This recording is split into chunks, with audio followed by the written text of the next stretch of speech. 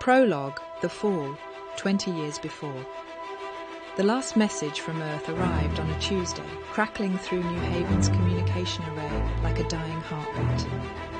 Dr. Sarah Chen watched the transmission fade into static, her reflection ghosting across darkened screens.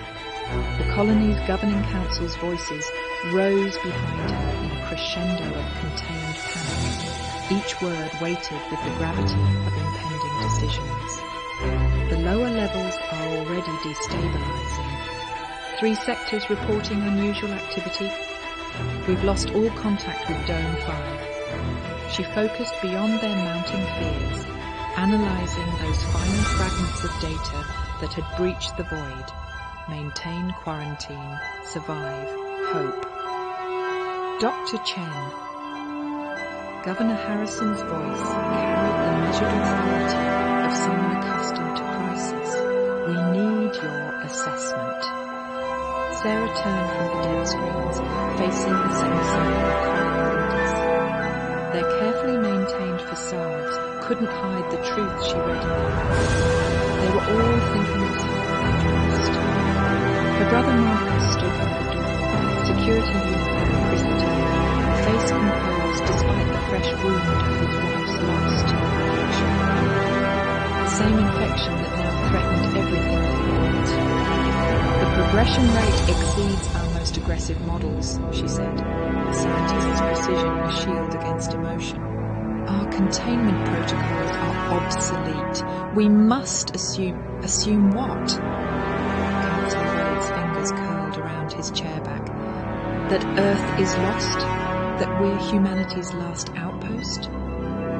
We must assume, Sarah continued, meeting his gaze steadily, that truth has become our enemy.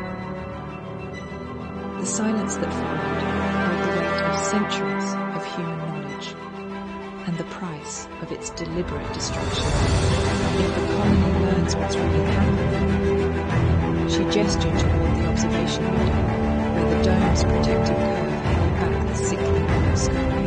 If they understand what's out there, what it does to human beings, the panic would destroy us faster than any external threat. Radiation, he said, his voice carrying the quiet authority of someone who witnessed horror firsthand. The council turned to him, environmental collapse, the fall of civilization through warfare and environmental poisoning, the stories of his atomic power. Sarah caught the subtle shift in her brother's stance. The same look they'd shared as children when crafting elaborate excuses for broken rules.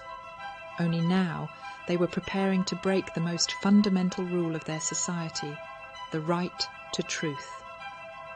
We modify the environmental systems, she said, calculations already running through her mind. Replace quarantine protocols with radiation shielding procedures.